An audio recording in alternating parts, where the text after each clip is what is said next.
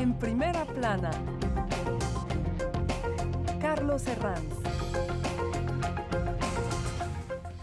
Bienvenidos en Primera Plana, un programa de Radio Francia Internacional y de France 24, en el que, ya saben, cada semana analizamos un tema de actualidad con nuestros corresponsales de la prensa extranjera y analistas aquí desde nuestros estudios en París. Tras unas semanas de descanso por el verano aquí en Europa, hoy volvemos a este estudio, volvemos en Primera Plana y lo hacemos para analizar el tema que hay que analizar. La rentrée aquí en Francia, con el miedo al coronavirus, la rentrée escolar, la rentrée también para los trabajadores y también la rentrée política. Mucho que analizar y para ello contamos en este estudio con Beatriz Juez, corresponsal del diario El Mundo. Bienvenida, Beatriz. Gracias. Enric Bonet, corresponsal del Público y Avant. Bienvenido. Buenos días. Y Olivier Urrutia, director del Observatorio Europeo de Think Tanks. Bienvenido, Olivier. Hola, buenos días. La rentrée más atípica hoy aquí en Primera Plana.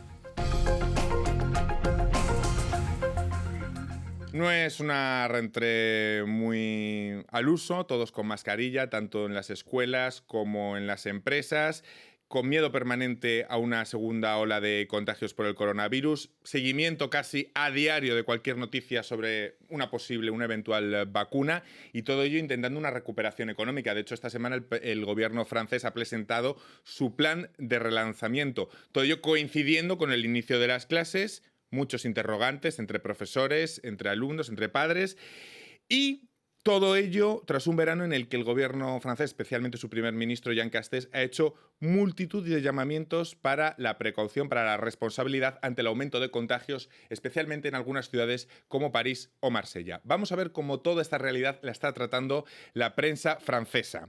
Diario La Croix, haciendo referencia a ese plan de relanzamiento presentada esta semana por el gobierno de Jean Castex. 100.000 millones para borrar la crisis, dice La Croix.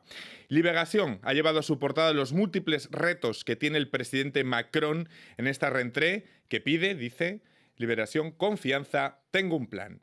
Le Figaro, escuela, empresas, una rentrée con la dificultad de llevar mascarilla en todos los contextos públicos. Bueno, les quiero preguntar por su percepción para arrancar. Tras un verano con este aumento de contagios, especialmente entre los más jóvenes, y de aumento de las medidas como el uso de mascarilla, la generalización del uso de mascarilla de forma obligatoria, Beatriz, si comparamos con antes de las vacaciones, ¿el sentimiento que tenemos un poco así a primeras es de más tranquilidad o no? Yo estoy más tranquila, la verdad, viendo a todos los franceses con mascarilla, porque antes de las vacaciones la gente que llevaba mascarilla era casi un bicho raro aquí en París, o sea, muy poca gente llevaba. Y luego pues también estoy más tranquila por una parte porque ahora estamos contando, en los medios están contando números de infectados y no muertos, que no sé, psicológicamente cambia mucho y también nos estamos cada día más cerca de la vacuna. Aunque a lo mejor tarde o temprano algunos nos contagiaremos, es inevitable, pero no sé. Yo prefiero verlo con esperanza. De hecho, la medida estrella del verano ha sido la mascarilla obligatoria, Enric, y no ha sido fácil, porque al principio, por ejemplo, en ciudades como París se había establecido una cartografía de en algunas calles sí, en algunas calles no, ahora de repente en todas las calles porque era un lío, en los colegios quién la va a llevar. Y luego encontramos países como España, que son muy restrictivos con el tema de la mascarilla, donde, sin embargo, parece que esta segunda ola está siendo muy fuerte. Es decir, hay contradicciones encima de la mesa.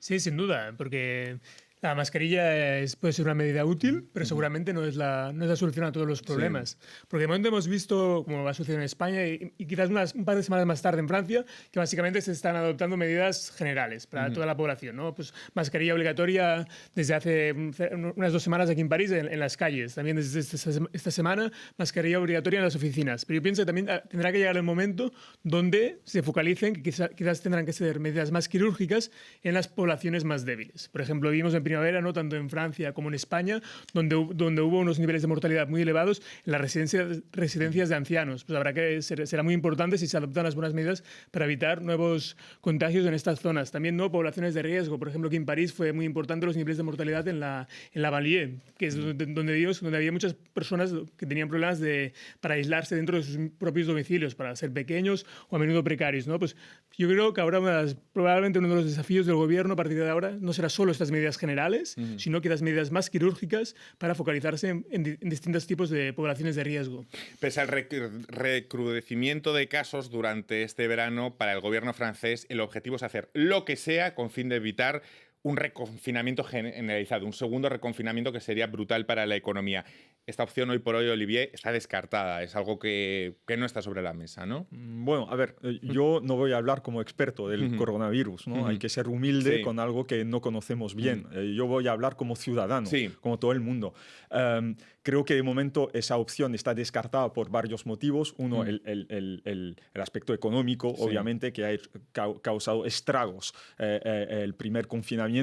Y el segundo motivo es lo que acaban de decir mis compañeros, es que de momento hay más infectados, pero no hay más muertos. Y mientras el hospital, los servicios de emergencia... ¿No están saturados? Exactamente. Yo creo que no va a haber confinamiento porque no hay motivo para ello.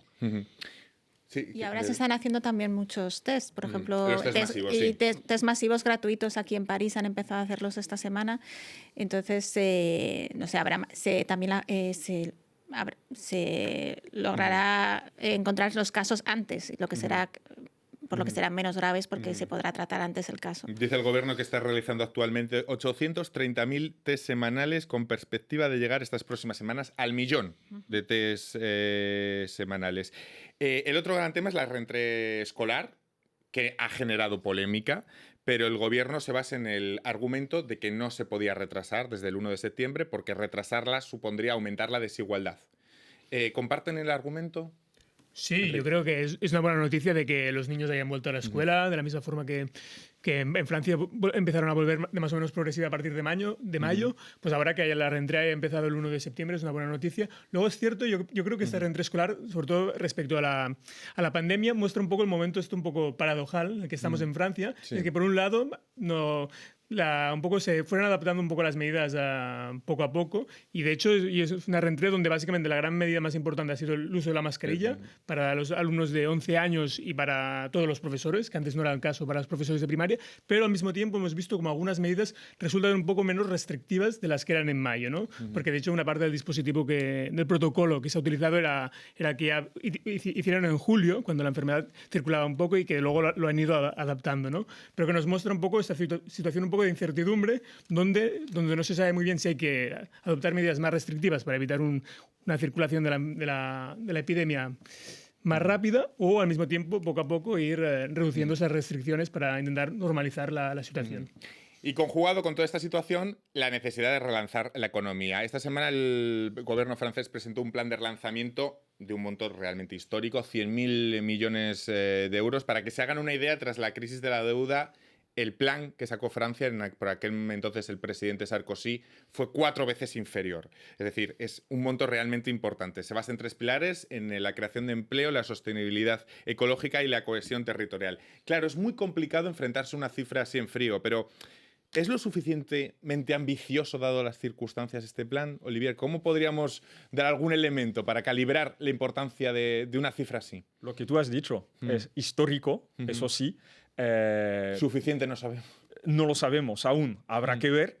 Y sobre todo, yo siempre desconfío un poco de esos anuncios que veo muy espectaculares, pero lo más interesante no es solo la cifra, es qué se hace con ella, en qué se invierte realmente, cómo se usa, cómo se distribuye, cómo se invierte.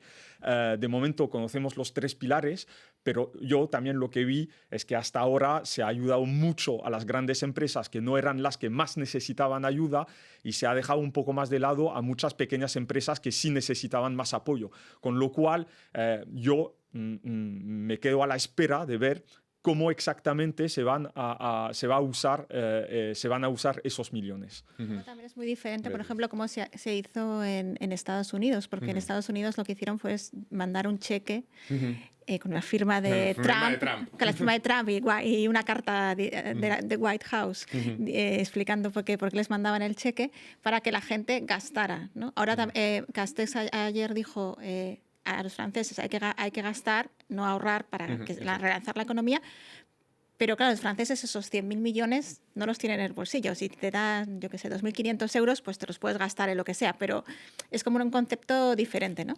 Un plan encaminado a la inversión y a lo que dice mi compañera Beatriz, a dar confianza a la gente de cierta forma para que la gente esos ahorros los ponga en circulación, invierta y consuma. Lo que pasa es que no parece una tarea tan fácil, ¿no?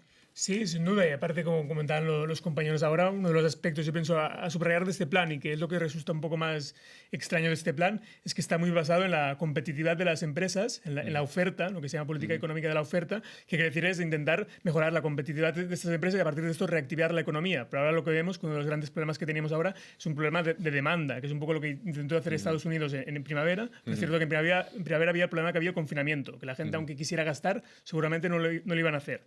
Y ahora estamos en un momento que seguramente para reactivar la economía un gran desafío será eso, si los franceses van a empezar a gastar más, que por un lado tienen un colchón de que hicieron, ¿no?, durante estos meses de confinamiento, que la gente ahorra un poco, pues hay una capacidad de gastar, pero ese colchón es probable que se termine rápido con la crisis económica, y es verdad que una de las grandes dudas de este plan es el hecho, desde mi punto de vista, si no es un poco esclavo de la propia ideología del gobierno, de creer de que siempre hay que focalizarse más en la competitividad de las empresas, bajar la fiscalidad de las empresas, porque son medidas que en Francia se han llevado a cabo desde 2014 y que hasta ahora han dado unos resultados un poco con muchos claroscuros, ¿no? Unos resultados que no está claro que hayan sido exitosos.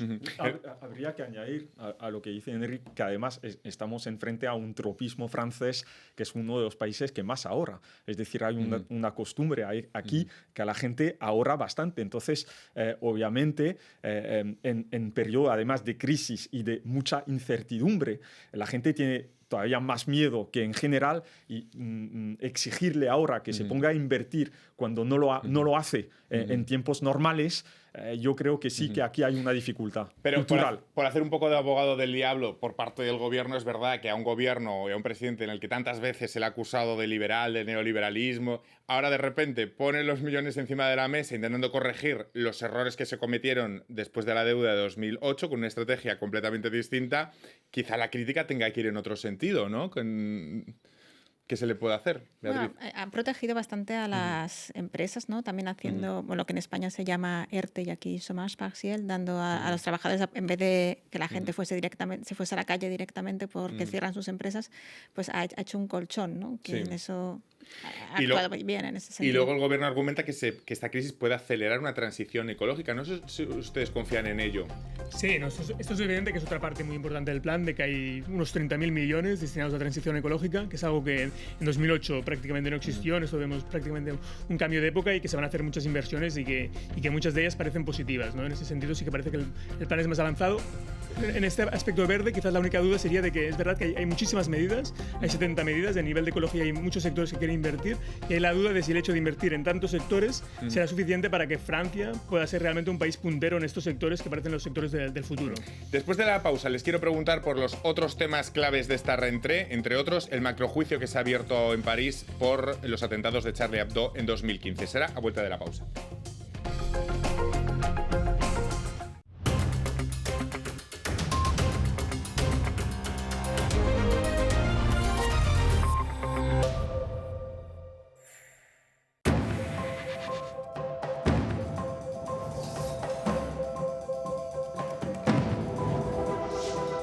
En Estados Unidos, como en la mayoría de países del mundo, mucha gente se tuvo que quedar en casa a raíz de la pandemia del coronavirus. Por eso se registraron grandes datos de audiencia, por ejemplo, en la televisión convencional, pero los podcasts fueron en parte también los grandes beneficiados. Según apuntan algunos estudios, muchísima gente se habría suscrito a este tipo de servicios durante la época del coronavirus en el país norteamericano, aunque las principales plataformas como Spotify o Apple Music no han dado la cifra exacta de ese incremento, sí que han reconocido que hubo un gran aumento de suscriptores.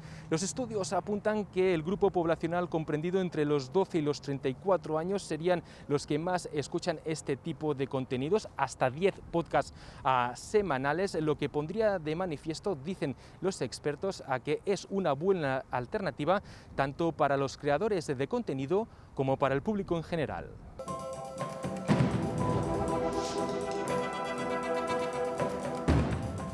La pandemia del COVID-19 le otorgó tiempo a los peruanos para acceder a plataformas digitales que les permita aprendizaje, información, entretenimiento y a conocer otras disciplinas. Las estructuras tecnológicas más empleadas son Books, Spotify, Google Podcast y Deezer. Las que tienen gran demanda, este boom tecnológico ha motivado aún más a la Biblioteca Nacional a lanzar su plataforma digital para préstamo gratuito de libros. Para beneplácito de los amantes a la lectura, el organismo digitalizó más de 70.000 materiales. Miles de usuarios pueden acceder a diversos títulos. Los expertos señalan que en el confinamiento han sido los podcasts los que han permitido a muchos viajar virtualmente, escuchar grandes relatos o ampliar los horizontes a conocimiento y a no hundirse en el aburrimiento. Esta coyuntura le ha valido a Olido, una plataforma inteligente española, ingresar a Perú para ofrecer un sistema educativo de aprendizaje, algo así como un streaming del conocimiento, en la que los usuarios pueden programar los contenidos que más les interesan, o por inercia el sistema les va haciendo recomendaciones personalizadas, tal como ocurre en Netflix o Spotify.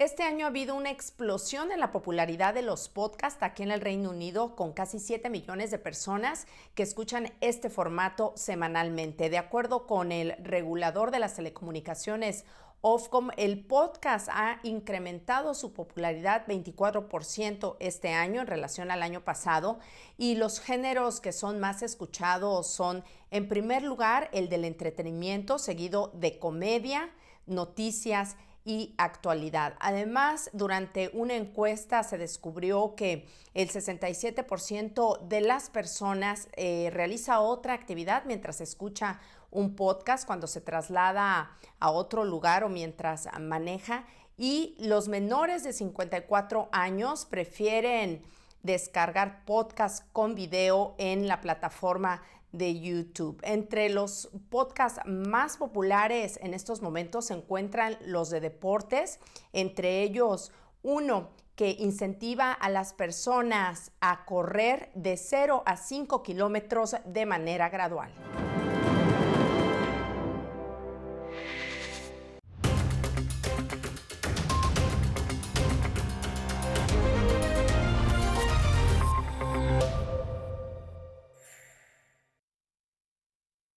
Seguimos en Primera Plana, nuestro primer programa de esta temporada, hoy analizando la rentrée aquí en Francia, tanto con los miedos que da toda la crisis del coronavirus, pero también a nivel político y a nivel también de los principales eventos que trae esta rentrée. Y uno, sin duda de ellos, quizá el principal, sea el macroproceso iniciado por los atentados de Charlie Hebdo. Lo recuerdan, en enero de 2015, que dejaron contra el semanario satírico y contra el supermercado de comida judía Hyper Cacher aquí en la capital francesa, que dejaron 17 muertos y, sobre todo, cambiando la historia de este país quizá para siempre. Estamos en esta mesa con Beatriz Juez, corresponsal del Mundo, Enric Bonet, corresponsal de Público y del Punt, y Oliver Urrutia, director general del Observatorio Europeo de Think Tanks. Beatriz, ¿qué esperan de este proceso, de este macroproceso que se ha iniciado ahora en París, que se va a dilatar durante 2 meses y que, sobre todo, intenta establecer, digamos, las complicidades de esos 3 terroristas que en su momento fueron abatidos? Sí, porque los terroristas no están muertos, o sea, no están en el juicio. Los que se juzgan, los que son juzgados son los 14 personas que son considerados cómplices. Y lo que quieren, por ejemplo, yo estuve hablando con una de las abogadas antes de que empezara el juicio, y ella me decía lo que querían es que quedara claro que para cometer los atentados, si no tenían armas, si no tenían coches para fugarse, si no tenían apartamentos donde esconderse, no hubiesen podido hacer los atentados. Entonces ellos quieren que estas personas que son cómplices sean juzgados también y condenados por lo que hicieron, porque sin ellos los 3 terroristas no hubieran podido hacer los atentados. Enrique, cuando hablamos, es verdad que el adjetivo histórico ya muchas veces lo utilizamos con demasiada ligereza, ¿no? Pero parece que esta vez sí que hay un cierto consenso entre los medios, la sociedad francesa, los políticos, en que estamos ante algo histórico, ¿no? Sí, sin duda. O al menos un juicio muy importante, también porque es el primero de una ola de atentados que fue muy fuerte en Francia, que por el impacto a nivel de número de muertos y también cómo sacudió toda la sociedad y la identidad francesa que tuvo lugar en 2015, ¿no? Primero con los atentados de enero y luego los de noviembre en el Bataclan, ¿no? Que será un juicio que seguramente vendrá después, probablemente a partir de principios del año que viene. Pues sí, estamos ante un juicio muy importante, pero al mismo tiempo, como comentaba la compañera, que podría ser un poco frustrante o un juicio un poco... Que no es del todo fácil de explicar, porque cuando uno estaba el miércoles al inicio del juicio, veía a los 11 acusados en el banquillo, no tenían para nada el aspecto de típicos yihadistas. Que con eso no quiero decir que quizás pudieran tener un rol importante en esos atentados, pero que no está claro, la justicia tendrá que determinar cuál era el perfil de esa gente, que con las ventas de armas, con quizás posibles formas de financiamiento, hasta qué punto sabían de que con lo que hicieron se llevarían a cabo esos atentados trágicos, y eso es uno de los aspectos... Claro, y es el punto de la justicia, responder a esa pregunta, a partir de qué punto alguien es cómplice de los atentados, porque delimitar esa barrera es muy complicado y eso es lo que se pretende establecer en estos 2 meses. Coincidiendo con la fecha de inicio de curso, la publicación Charlie Hebdo ha decidido republicar en su portada aquellos dibujos que provocaron la barbarie. No sé si durante este periodo hemos asistido a cierta autocensura, en cierta forma, de triunfo de los terroristas, porque es verdad que muy pocos se han atrevido con ello. Además, coincidiendo con la fecha, encontrábamos varios sondeos que indican que incluso hay algo así como un 20% de jóvenes que no llegan a condenar los atentados. De hecho, el hashtag Je ne suis pas Charlie, estuvo siendo trending topic en Twitter en la víspera del inicio del juicio. ¿Qué está fallando 5 años después para que no entendamos ciertas cosas, para que no condenemos esto, nos guste o no nos guste la publicación? Pues todo, falla todo. Sí, porque, a ver, ese juicio se inserta en una secuencia, además, digamos, política actual bastante especial, ¿no? En Francia, al menos, no voy a hablar del Black Lives Matter en Estados Unidos, pero en Francia, en todo caso, hay un debate creciente desde los últimos años entre los que se declaran indigenistas, los que se consideran como ¿cómo se llama? Cómplices o colaboradores, sí. o no sé cómo se dice islamogauchista. Sí, pero lo hemos entendido, ¿no? Sí, y entonces, bueno, hay un trasfondo político muy importante detrás de ese juicio. No solo es un juicio criminal, es un juicio en realidad con carga política muy, muy importante, en el que se enfrentan en realidad 2 paradigmas de sociedad que estamos viendo ahora en el debate político, en el debate público político. Con lo cual, lo que ha fallado, yo creo, es que, por ejemplo, ha habido autocensura tanto por el miedo a los atentados como a que uno reciba la etiqueta de ser un racista, un xenófobo, un islamófobo, y con lo cual yo creo que hace 2 o 3 días Charlie Hebdo volvió a publicar los dibujos, Causeur también, y ningún otro periódico lo hizo. Ninguno durante todos estos años. No. Y es curioso cuando tienen que salir un presidente del gobierno, como lo hizo en la víspera Emmanuel Macron, a defender el derecho a la blasfemia en un país como Francia, algo falla. ¿No lo teníamos asumido, que este derecho existía? A mí me sorprendió, o sea, me pareció muy bien lo que escribieron los periodistas de Charlie Hebdo para justificar por qué publicaban ahora las caricaturas. Sí. Decían que esas caricaturas se publicaron por primera vez en 2006, que los jóvenes que están ahora viendo el juicio de Charlie Hebdo, leyendo por la prensa en Charlie Hebdo, nunca habían vuelto a ver las caricaturas publicadas, o sea, no sabían de qué estaban hablando cuando hablaban de las caricaturas por las que hubo el atentado. Entonces ellos decían que consideraban que era como como un documento histórico y un documento penal, ¿no? Volver a publicar esas caricaturas para que los jóvenes sepan de qué están hablando, por qué unos terroristas entraron a matar a Charlie Hebdo, que lo vean con sus propios ojos. Y es importante cuando vemos que todavía hay un número de jóvenes muy importante que no llega a condenar los atentados. Hay un problema en este país. Sí, hay un problema con todo esto, pero también imagino que también porque les pilla un poco más lejos, no lo han vivido de cerca, eran pequeños cuando pasó, no saben lo que ha pasado, y a lo mejor si lo hubiesen vivido en ese momento a lo mejor lo condenarían, pero como ahora les pilla como un poco lejos, yo creo. Bueno, vamos a tratar los otros temas que nos queda de Rentré Política, porque tenemos muchísimos temas, no sé si nos va a dar tiempo a tratar todos, pero bueno, la Rentré Política que también está dando mucho de sí. Se habla mucho de candidatos en esta Rentré Política, tanto a derecha como de izquierda. Se habla de rumores, de candidatos que pueden estar ahí. Escenario que ahora mismo tenemos según los sondeos y según lo que ha pasado en las últimas municipales. ¿Creen que Francia se aproxima hacia 2022 con una tripolarización entre Macron y a ambos lados, a un lado Le Pen y la extrema derecha, y al otro un polo con los verdes, digamos, hegemónicos en la izquierda? ¿Ese es el escenario que tenemos ahora mismo más plausible de cara a 2022, Enrique? Sí, yo completamente de acuerdo de que en Francia hay una tripolarización entre ultraderecha, una derecha pues, más liberal, un centro derecha liberal, que sería el espacio de Macron, y luego un espacio de ecologista progresista. Luego mi duda es quién va a liderar estos espacios. Yo creo que en la ultraderecha está clara que la candidata en la primavera de 2022 será Marine Le Pen.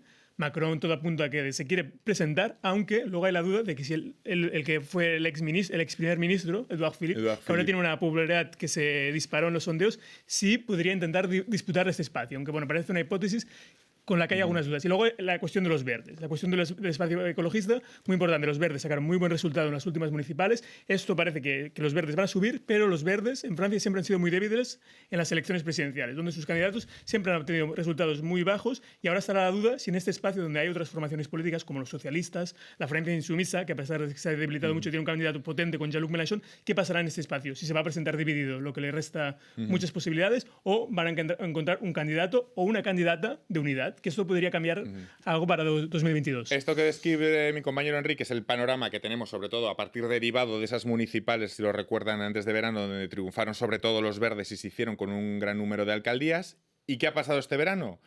Pues que nos ha surgido una estrella aquí en Francia, que es Nicolas Sarkozy, el expresidente, que así se ha convertido en un auténtico fenómeno literario. Su nuevo libro es número 1 de ventas. El presidente ha provocado colas, un auténtico vendaval de firmas que se han cada fenómeno, cada evento donde él firmado sus libros se ha convertido en un auténtico evento.